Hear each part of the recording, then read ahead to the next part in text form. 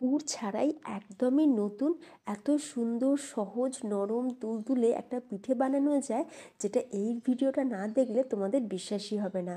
নমস্কার, বেঙ্গলি পাকশালায় আরও একটা দারুণ স্বাদের পিঠের রেসিপিতে তোমাদের সকলকে স্বাগত। আজকে যেভাবে পিঠে বানিয়ে দেখাবো সেটা বাচ্চা বড় সকলেই খেতে পারবে, মুখে দিলেই মিলিয়ে যাবে, পুরো একদম তুলোর মতন সফট আর নরম। তো দেখো, দারুণ স্বাদের পিঠে বানানোর জন্য এখানে আমি নিয়ে নিয়েছি 1 কাপ আতপ চালের গুঁড়ো, সাথে হাফ চামচ নুন দিয়ে খুব ভালো করে মিশিয়ে নিয়েছি। এরপর পিঠে তৈরির জন্য যেটা মেন দরকার সেটা হচ্ছে গরম জল। এখানে আমি 2 কাপ জল খুব ভালোভাবে গরম করে নিয়েছি, যাকে বলে একদম টকবক করে ফুটনো জল। তো ফুটন্ত গরম জল প্রথমে আমি 1 কাপ দিয়ে দিলাম, দিয়ে এবার আমরা খুব ভালো করে মিশিয়ে নেব। তো তারপর আমি আরও 1 কাপ পরিমাণে জল এতে অ্যাড করব। দেখো, সব চালের গুঁড়োতে যে একই রকম জল টানবে তা কিন্তু নয়। আমি যে চালের গুঁড়োটা ব্যবহার করছি সেটা, এই যে চালের গুঁড়োটা, এটা একটু দানা দানা চালের গুঁড়ো, মানে একদম পুরো ফাইন পাউডার নয়। তোমরা চেষ্টা করবে যে কোম্পানির যে চালের গুঁড়োর প্যাকেটগুলো পাওয়া যায় সেটা ব্যবহার না করে যে এমনি লোকাল যে চালের গুঁড়োটা পাওয়া যায়, তো সেটা দিয়ে করলে এই পিঠেগুলো ভীষণই নরম তুলতুলে আর সফট থাকবে। যেহেতু আমি একটু দানা দানা যে চালের গুঁড়ো সেটা ব্যবহার, তো সেই জন্য আমার এখানে 2 কাপ পরিমাণে জলটা লেগেছে। তবে তোমাদের কিন্তু 1.5 কাপ বা তার একটু বেশি পরিমাণেও জল লাগতে পারে। তো আবারও বলছি, জলের পরিমাণটা তোমরা চালের গুঁড়োটা কীরকম ব্যবহার করবে তার ওপর কিন্তু ডিপেন্ড করবে। তো খুব ভালো করে এবার আমরা এটাকে ফেটিয়ে নেব, মানে একটু সময় ধরে আমি এটাকে 5 থেকে 7 মিনিট সময় নিয়ে খুব ভালো করে ফেটিয়ে নিয়েছি। আর তারপর দেখো এই রকম টেক্সচার এসেছে। ব্যাটারটা কিন্তু ঠিক এই রকমভাবেই করে নিতে হবে, মানে খুব বেশি কিন্তু পাতলা করে ফেললেও হবে না। এরপর কিছুই না, আমি এটাকে এইভাবেই 10 মিনিটের জন্য রেখে দিলাম। এবার দেখো, 10 মিনিট পর গ্যাসের ওপর বসিয়ে দিয়েছি একটা তাওয়া। যে তাওয়াতে আমরা বাড়িতে রুটি তৈরি করি সেই তাওয়া একটা বসিয়ে দিয়েছি। আর তারপর আমি হাফ চামচ ঘি একটু ভালো করে ব্রাশ করে দিই।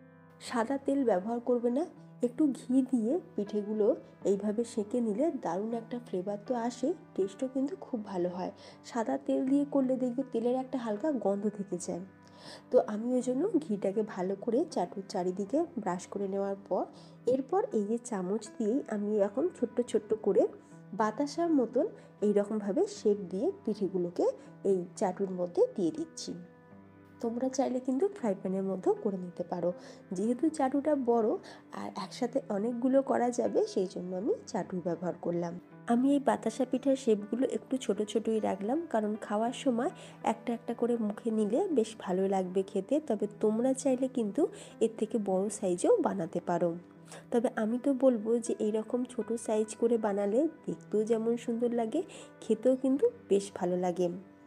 আমি বাড়িতে এর আগে যতবারই বানিয়েছি আমি কিন্তু এরকম একটু ছোট ছোট করেই কিন্তু বানিয়েছি। তো এবার আমি দেখো একটুখানি ঘুরিয়ে ঘুরিয়ে চারিদিকটা একটু সেঁকে নেবো। যেহেতু গ্যাসের আঁচটা মিডিল পর্যন্তই আছে, সেই জন্য চারিদিকটা ভালো করে সেঁকে নিয়ে তারপরে আমি এটাকে চাপা দিয়ে কুক করে নেব। খুব বেশিক্ষণ সময়ও লাগবে না, 2 মিনিট এইভাবে চাপা দিয়ে লো ফ্লেমে রেখে দিয়েছিলাম। তারপর ঢাকনাটা খুলে নিলাম, আবারও একবার চারিদিকটা এইভাবে একটু ঘুরিয়ে ঘুরিয়ে কুক করে নিয়েছি।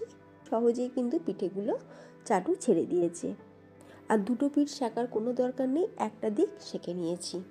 এরপর এগুলো আমরা একটা পাত্রের মধ্যে ঢেলে রেখে দিলাম। একই রকমভাবে আমি বাকি যে পিঠেগুলো আছে সেগুলোকেও বানিয়ে নেব। সবকটা বাতাসা পিঠে আমাদের রেডি হয়ে গেছে। এরপর কি করব সেটাই দেখো। এরপর গ্যাসের ওপর একটা কড়াই বসিয়ে তাতে অল্প সামান্য জল দিয়ে তারপর দিয়ে দিচ্ছি এখানে 750 ml দুধ। এখন আমরা দুধটাকে একটু গরম করে নেব, মানে দুধটা ফোটানোর কিন্তু দরকার নেই। এখন দুধটা একটু উষ্ণ গরম হয়ে গেলেই এখান থেকে আমরা 1 হাতা দুধ তুলে রাখবো। নিয়ে আমরা এখন দুধটাকে একটা বাটির মধ্যে নিয়ে নিলাম। তারপরে মার্কেটে যে 10 টাকার যে গুঁড়ো দুধের প্যাকেটগুলো পাওয়া যায়, সেই দুধের প্যাকেট 1 প্যাকেট আমি দিয়ে দিলাম। দিয়ে খুব ভালো করে আমরা মিশিয়ে নেব। যেহেতু আমরা ফুল ফ্যাট ক্রিম দুধ ব্যবহার করছি না, বা এই পিঠের টেক্সচারটা বা টেস্টটা যাতে খুব ভালো আসে, সেই জন্য একটু গুঁড়ো দুধ মিশিয়ে নিলে পিঠেগুলো খেতে কিন্তু দুর্দান্ত লাগে। আর এই দুধটাও দেখবে খুব তাড়াতাড়ি ঘনও হয়ে যায়।